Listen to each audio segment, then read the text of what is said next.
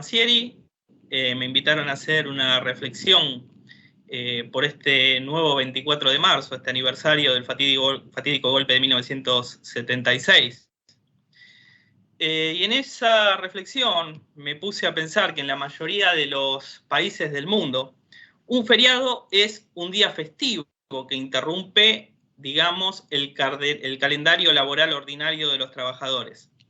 Se suelen conmemorar grandes gestas históricas, nacimientos de próceres, proezas del pasado, festividades religiosas, y solo muy restringidamente espacios para la reflexión.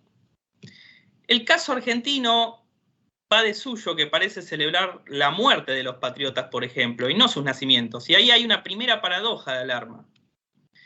Dicho esto, el feriado del 24 de marzo fue instituido por ley 26.533, por aquella progresía que se rasga las vestiduras con los discursos de memoria, verdad y de justicia desde el año 2002, aunque hipócritamente estoy seguro que en el fuero interno sí las representa efectivamente un día festivo.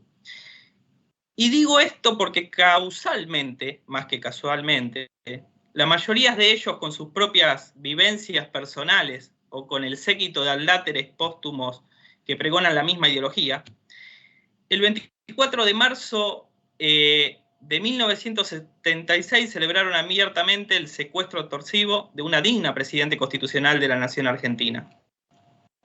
El artículo 1 de la ley 26.533 dice que instituían la fecha festiva como Día de la Memoria, la Verdad y la Justicia, en conmemoración, decían, de quienes resultaron víctimas del proceso iniciado en esa fecha del año 76. Eso dice el artículo 1 de esa legislación. Cualquiera puede llegar a decir que en rigor de verdad es una fecha de reflexión, pero va de suyo que es una fiesta festiva, porque cuando se la instituyó originariamente, hay que recordar que fue un feriado puente con fines turísticos. Esto denota la hipocresía histórica total de esta gente. Por otra parte, los grandes monopolios de medios de comunicación, herederos de la línea editorial e ideológica de Bartolomé Mitre, ocultan que la primera víctima del proceso militar de 1976, la primera víctima cronológica, por así decirlo, fue la entonces presidente constitucional de la Nación Argentina, a quien se la secuestró en el Aeroparque Metropolitano extorsivamente, constituyendo un crimen de lesa patria. ¿Por qué digo secuestro? Porque se la privó ilegítimamente de su libertad por 5 años y medio. Ningún mandatario en la historia argentina estuvo tantos años detenido como lo estuvo la señora Perón. De lesa patria, porque se atentó contra la representante natural por mandato constitucional de la Nación Argentina y comandante en jefe de las Fuerzas Armadas. Y extorsivo, porque se le impone a la presidenta firmar una esquela con su renuncia, so pena de que si no lo hacía, no le aseguraba ni la vida ni el destino personal. En cambio, cuando algún medio sí menciona la figura de la presidenta derrocada, lo expone de tal forma que subrepticiamente parece justificar el hecho fáctico del golpe de Estado. Y esto pasa tanto por derecha como por izquierda. Y esto ocurre también porque Argentina vive en una absoluta ucronía. ¿Qué es una ucronía? Es un género literario que se funda en un acontecimiento histórico relatado de forma diferente a como ocurrió en realidad.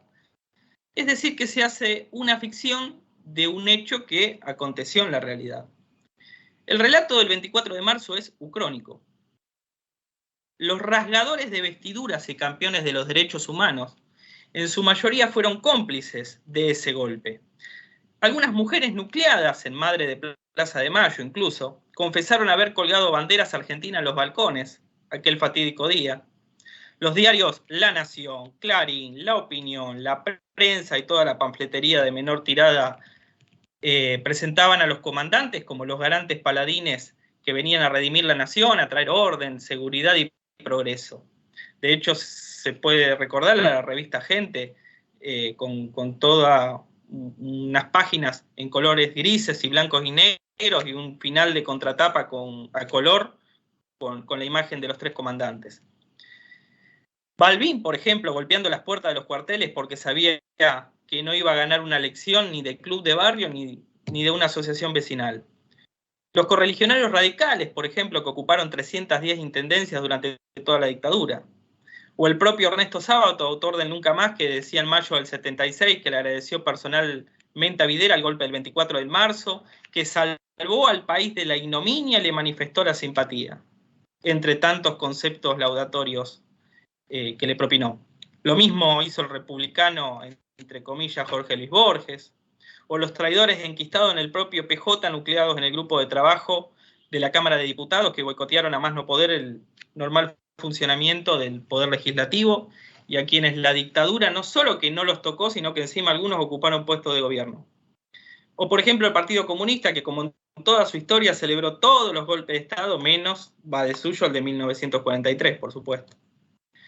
O el Papá Noel cubano de Fidel Castro, al decir de María Lena Walsh en su tema de Gilito de Barrio Norte, legitimando desde el Caribe a los golpistas contra el peronismo. También los que lucraron con la 1050 siendo amigos del general Giraldes en Santa Cruz, y que fueron los devenidos que arribaron al gobierno nacional en el año 2003, para incoar incluso procesos judiciales, al igual que lo hizo Videla o Trola contra la señora Perón, con el ignominioso fin de lograr la extradición de España a la Argentina. En fin, en la memoria argentina hay una memoria tuerta, aquella memoria del quién te ha visto, quién te ve. Y volviendo al artículo de la ley que instituye el feriado nacional, alegando homenajear a las víctimas del golpe de Estado, paradójicamente nunca nada dicen los medios, los colegios, las universidades, de las autoridades derrocadas, apresadas, secuestradas, en barcos, en cárceles comunes, vejadas, torturadas. Tampoco nada dice de las vidas que perdieron los trabajadores sindicalizados y los gremios. Hay un tabú total, salvo en los propios gremios que homenajean sus bajas. Mucho menos de las vejaciones a las que fue sometida la Presidenta de la Nación por no renunciar y para ser fiel a su juramento y a Dios y a la patria. Con esto quiero decir que tanto que se jactan hoy de proscripciones con meras blabladurías, los verdaderos proscriptos en la historia argentina fueron los genuinos peronistas, a los que nadie recuerda como víctimas. Parece ser que el golpe del 76 se dio contra la nada misma, contra una entelequia, contra el no ser. La señora Perón fue injustamente encarcelada 5 años y medio, sometida a vejaciones. Se la acusó de cualquier tipo de disparate. Por ejemplo, haber comprado 200 gramos de fiambre para un granadero a quien su superior le dio más horas de guardia a la que correspondía como sanción, como arresto. Constituyó para los comandantes malversación de caudales públicos. Esto está en el expediente judicial. O unos regalos de billutería a las mujeres de los comandantes que la cercaron y acompañaron en la licencia de Ascochinga. Constituyó también para los comandantes malversación de caudales públicos. Hoy, en cambio, la dueña de las grandes cadenas hoteleras y poseedora de divisas por doquier hasta para sus generaciones de descendencia, diría, la va de víctima. Se habla de un intento de magnicidio que, bueno, opinión personal de dudosa participación, pero se oculta, por ejemplo, que a la señora Perón le colocaron kilos de trotil, nada menos que en el tren de aterrizaje del avión que en 1984 la iba a llevar a España. Nadie dijo nada de eso nunca. Isabel Perón fue la primera víctima, como dije, de la dictadura militar. Los liberales y la progresía socialdemócrata la oculta, la humilla, la calumnia. El 24 de marzo triunfó la subversión de los de derecha y de los de izquierda. Ambos abocados a hacer una guerra civil devastadora como idearon los británicos para la Argentina post-72. Estos subversivos edificaron las bases para la Argentina actual. La Argentina de la odiosa y usuraria deuda externa que ningún gobierno repudió nunca. La de una pobreza estructural exponencial. La Argentina expoliada en todos los rincones de la patria por cualquier gringo que mínimamente tenga una canoa. La progresía subversiva de izquierda devino después, ahora en el siglo XXI, paradójicamente, como una oligarquía repulsiva, burócrata, oligárquica, aún a pesar de que en los 70 decían matar en aras de la justicia social, el socialismo y contra la burocracia. Alegaban que se luchaba por la justicia social en una Argentina que había pleno empleo, vacaciones turísticas garantizadas para todos los trabajadores, participación histórica de los trabajadores en las ganancias y en la vida económica nacional, y un promedio trienal de 3% de pobreza entre el 73 y el 76. Por eso no se equivocó María Estela de Perón cuando dijo que los de izquierda propiciaban un golpe de Estado para destruir el salario real, volver a la Argentina pastoril del campo y de las vacas, que vendrían a cortar cabeza y a destruir todo vestigio y posibilidad de comunidad organizada para hacernos vivir como una Argentina, como parias en una factoría. Esta es la historia argentina, donde ya el 16 de septiembre dejó de recordarse como el aniversario del golpe del 55, para reemplazarlo por el cuento de las noches de los lápices, donde el 8 de octubre ya no es más la Navidad del general Perón, sino la muerte de Ernesto Guevara, donde los 17 de noviembre no es el día de regreso de Perón, sino de los militantes montoneros que pretendieron hacer creer a Magoya que el general vino gracias a ellos. Y ahora donde el 24 de marzo resulta ser que pretenden presentar a los victimarios en víctimas. Y hoy algunos y algunas, como les gusta decir a los progres, la van de perseguidos políticos. A la señora de Perón le profanaron el cadáver de su marido 2 veces. Le pusieron explosivos en el avión, como dije. La proscribieron los militares en el 83 con la anuencia de los que la iban de demócratas. Le violaron el domicilio 6 veces. La despojaron de todos sus bienes.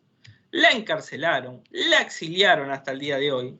Y las campeonas de los derechos humanos, que se hacen las progres y defensoras de los derechos de la mujer, cuando se refieren a la señora Perón la tratan de bailarina de antro. Miren la hipocresía de estos pseudo progres, ¿no? A Isabel Perón la derrocaron por sus aciertos, no por los humanos errores. Fueron cómplices todo el espectro político hipócrita que hoy la va de campeones de los derechos humanos. Para nosotros, los peronistas, Isabel es una señora. Por eso nos referimos a ella como tal en antonomasia a los detractores. Tuve el honor de poder estar con ella en su cumpleaños pasado, ahora en febrero, para dar fe de la sencillez en la que actualmente vive, la modestia con la que vive, el humanismo cristiano con el que vive, convirtiéndola para mí en una de las figuras más dignas de la historia argentina, solo comparable con el brigadier general de Rosas y el exilio de Rosas, sin quejas ni agravios desde el exilio, ¿no? Es un claro parangón el de la señora Perón con Juan Manuel de Rosas en ese sentido. Por mucho menos cualquiera de los bungadinés de hoy se victimizan.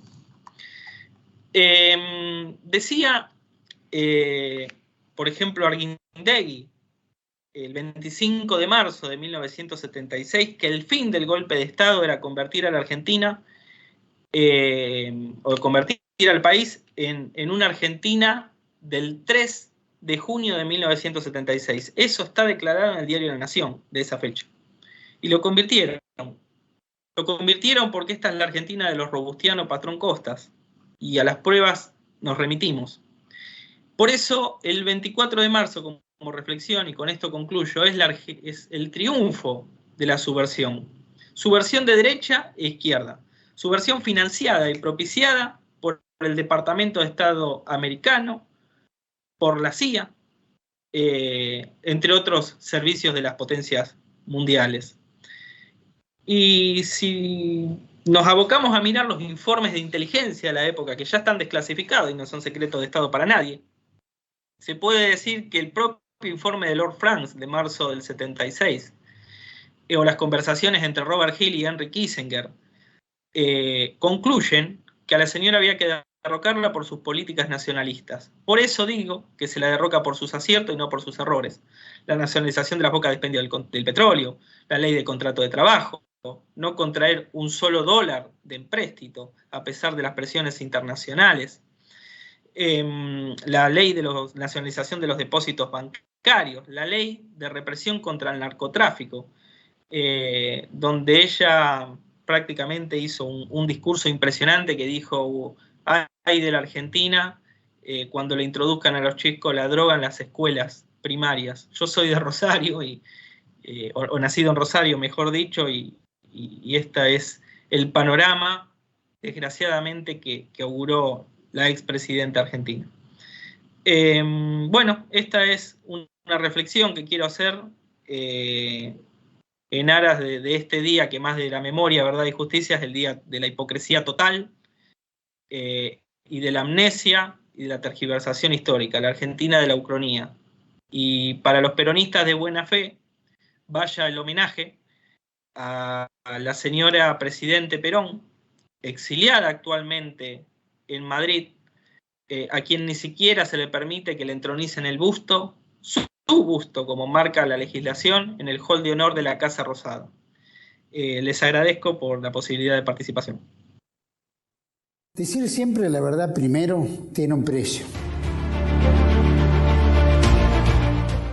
Pero todos los días, en cada programa, en cada reportaje, en cada esclarecimiento, descubrimos que decir la verdad vale la pena.